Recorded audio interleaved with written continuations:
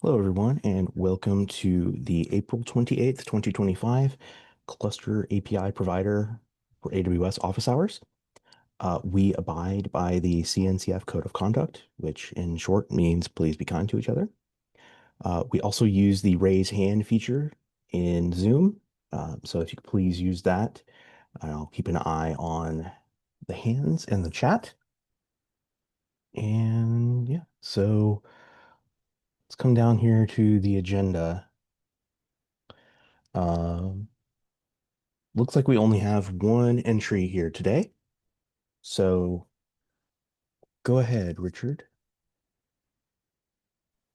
Yeah, so this was, I think we discussed it either last office hours or the one before that, where um, uh, the work that was being done by the mentor in the Summer of Code to replace Terraform, our use of Terraform, to create all the IAM stuff in cluster AWS ADM. I spelled that wrong.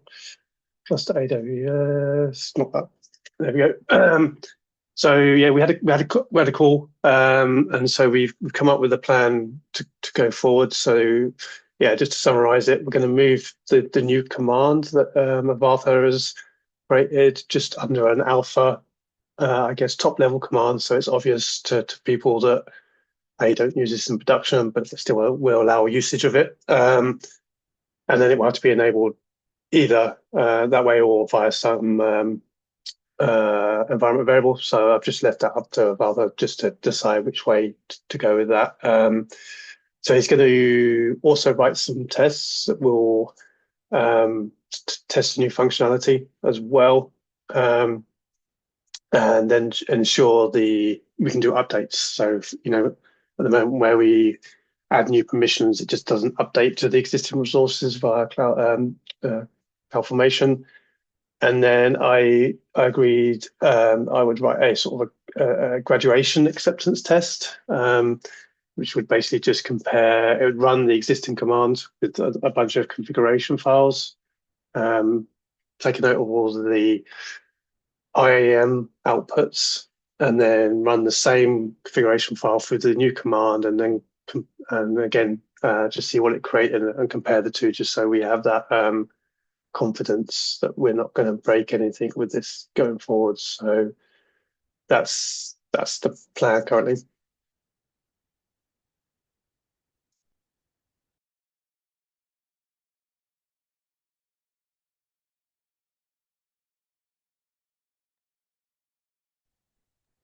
The other thing is also just to get closure for Avarth as well, because we went through the mentorship and didn't get it merged as well. Just I guess purely from a personal point of view, it would be nice to see that closure as well for him.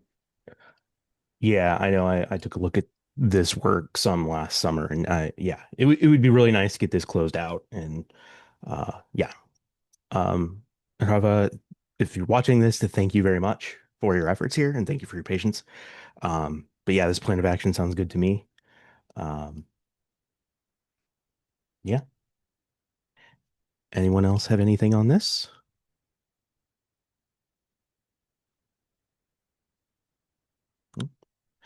Okay. I actually had one to add.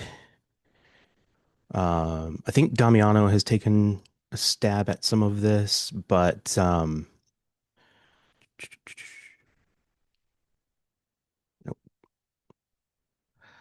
The Cappy V1 V1.10 work has come out. That is released, and I think something I know Damiano, you've looked at this some. But one thing that we're looking at that we will have to do in order to get this to work is moving around some of our admission code. It currently lives in the API directory, and Cappy Upstream has already moved them out. Um, so I would suggest that we work on removing these interfaces and getting the API updated, and then moving to Cappy 110. Um, I don't know that we necessarily have to do a full release to do that, but I'm curious about other folks. other folks' opinion.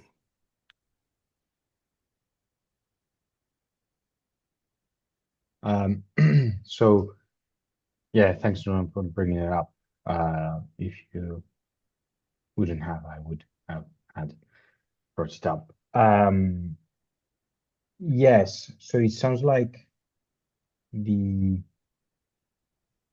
there is a PR up for bumping to Cavi 110 already from um, Kamal. Kamal has worked on PRs both for Kappa and also for CapG. So I've been keeping an eye on both. On CapG, we had a similar discussion on the PR. I think Richard, you brought it up there after we found there was an issue. Not there was an issue, but we found out we would have had to work on this. Or on the Kappa side, I think yeah, when Tamal opened the PR, we also mentioned that there, and yeah, you brought that up, Richard. It sounds like Tamal has been tackling it there and has found like a way forward that on how to fix it without necessarily removing it from the API. I think in the long term, we want to remove it from the API on GCP as well as for Kappa, but maybe like in the interest of getting the change in for both CapG and Kappa, we could take the same approach or ask Tamal to take the same approach um, that's been taken for CapG also on Kappa, and then come up with a second follow-up PR on both repos. Well, in this case, for the interest of this forum, just for Kappa, to move out the webhooks from the API. I think that's one way. The other way would be to do it the hard way and do that first, and then change the PR to cope with it later on. But it sounds like Kamala's been doing it the other way around, and so I wonder if we might follow that instead. What are others, folks' thoughts?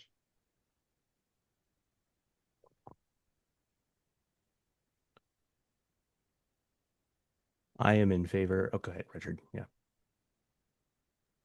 No, no, if you no, no, you go for it first. Yeah, I would say I'm in favor of taking the faster approach so that we can get on Cappy 110. Um, and then that also gives folks gives us a chance to do a proper deprecation period. Because I think we're kind of behind on this. Cappy upstream did this a little while ago. So yeah, I would be in favor of whichever approach allows us to get onto Cappy 110 sooner. Richard? So say he's made most of the changes. It's just a case now of just literally moving that code to the internal folder pretty much and just patching up main really because he's put the custom validator and the custom defaulters in there. So um, yeah, sat on the fence. If he was willing to do it, then that'd be good. If not, I'm just wanting to get it in, and one of us could quickly do the git move. But yeah, he's basically done all the work. Yeah, yeah. It sounded like from the thread there, he was not super interested in tackling it. So in the interest of getting the bump in, we might want to merge as is, and then if it's, as you say, simple. I haven't looked into it much, like how to do it, but if you just say it's like mostly lift and shift, then like a follow up with that should be very, very simple, right? Yeah, I think so. Yeah, considering the time between the initial feedback and the working on the feedback, yeah, I think you're right. You don't want to wait another 2 or 3 weeks just to wait on the move of the files. So yeah, sounds like a better approach. Good shout. Mhm. Okay.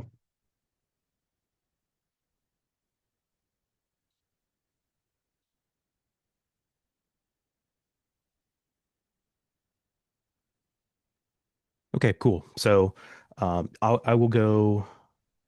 Admittedly, I have not been looking at Kappa much the last couple weeks. So I'm going to try to be more active down or upstream, especially this week, and I will take a look at that so that hopefully we can get unblocked for the 110 bump. I know there's going to be other things we'll run into, but I think this is probably the biggest roadblock. Um, there's also things like moving to the new conditions, but I don't think that is a blocker to getting onto 110. It's just something we have to do eventually. Um,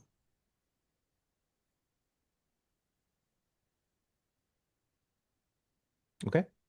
Mhm. I'm gonna give folks one more chance.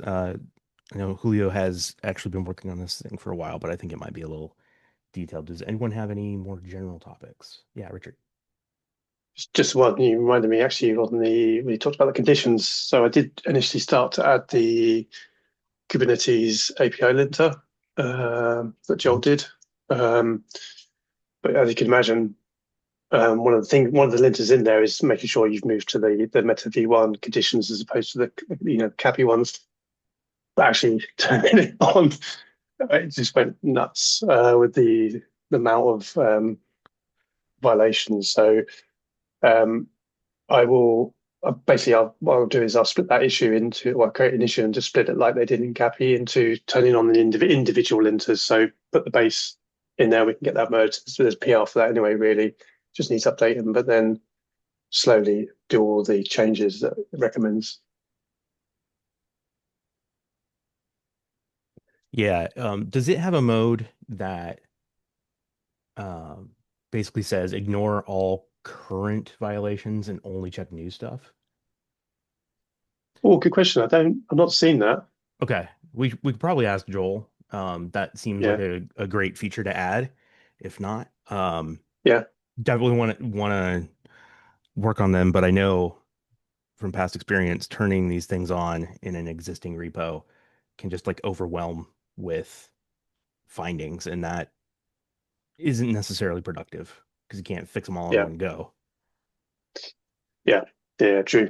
And there's some linters fight with each other as well. So the obvious one is like the doc string on a method. So um, the Kubernetes API linter is it serialized, so it's this lowercase format, whereas a lot of linters say, well, it should be the same name as the field name, so that they sort of fight with each other. But yeah, it's really really good. I've been using a lot of work.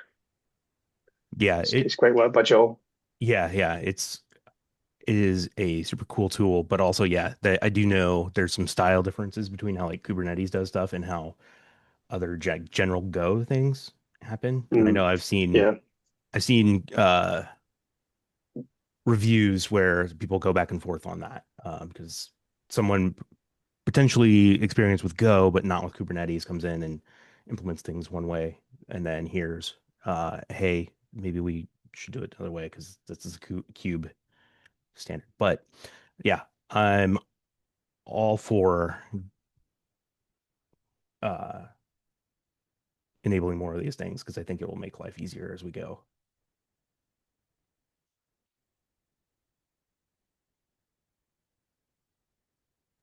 Yeah, I'm sure there is a way to do it because it's built with Go CI lint and Go CI lint has it built in where you can say ignore everything up until now and just check the new stuff. So I'm sure there is a way.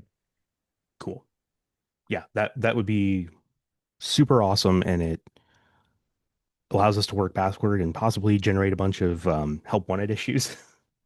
A good first issues to say generate a list of what the violations are and tell people how to undo them and then work through it. Um, cool. Okay. It looks like Julio had some connection issues. So he is looking to add an E2E for the dedicated hosts implementation. And he's asking some questions on let's go look at his questions here. Like how are we supposed to run and set these up and tear them down?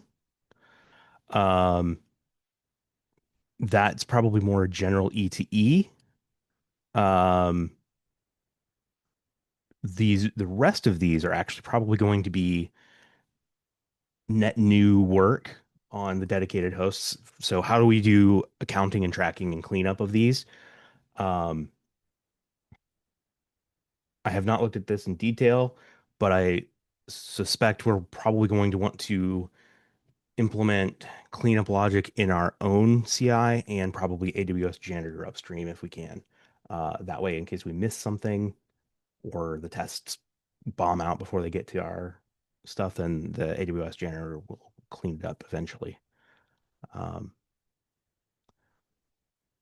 but I think I know he's been looking for feedback for a little bit, and I've not been able to get to it. So I'm hoping to look some this week, but would really appreciate other eyes here too. Yeah, Richard. Yeah, I've been meaning to feedback as well, but yeah, I can definitely help with how to run it in dev because I do that a lot. And I guess the flags that you can set for the first time run and for subsequent runs, just speed it up. Um, I can also run AWS Janitor to check it does um, delete dedicated hosts. I doubt it does currently, but I can double check on that one. And then the other one is the required resources because that's also to do with where we request limits and things like that. We also test those with them, don't we? So that will be an interesting one. Yeah, I suspect there's some more code that we would need to change for that as well somewhere.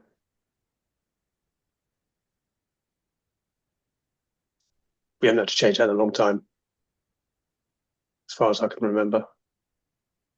Don't know if Daniel remembers the last time we had to go into this quotas and things like that.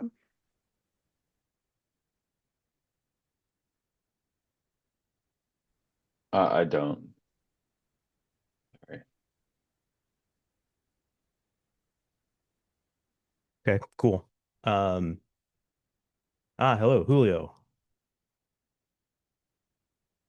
Oh, you muted.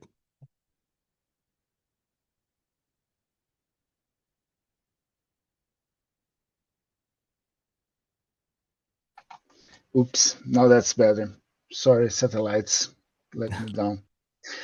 Yeah, I need some help with this dedicated hosts test case, how to create the things and release them properly. So I just created the totally wrong way, I'm sure. The client, not sure how to get the settings, and yeah, you can see the method is a bit rough, but and one thing I wanted to ask is about this test resource struct. How does it work?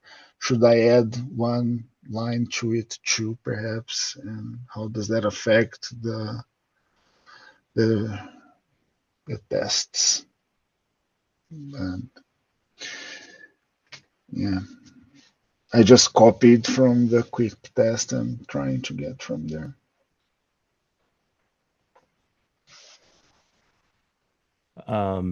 Richard just offered in chat to do a call on this tomorrow.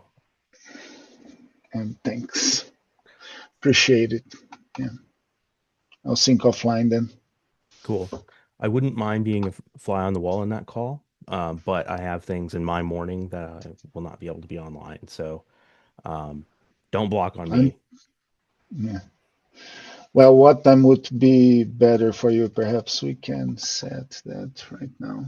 For that would work for everybody. Go ahead, Rich. I was to say we can also, as we go along, I'll take some notes of the things that we discussed so that we can actually put it back afterwards Yeah, into the documentation. perfect. Anytime that works for you, if you can send me a ping.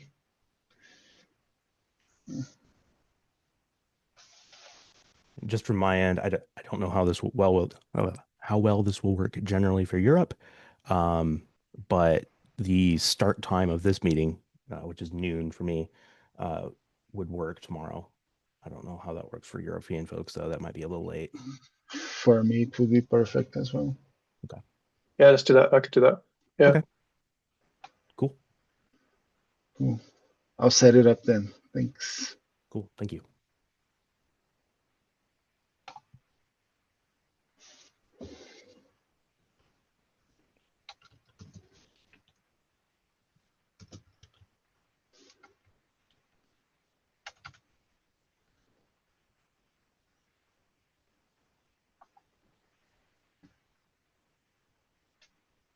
Okay. Cool. Does anyone have any other topics for the moment? Nope. All right, then I think we can close this up and see everybody else online. Thank you. See you, fellows. Bye. See ya. Bye.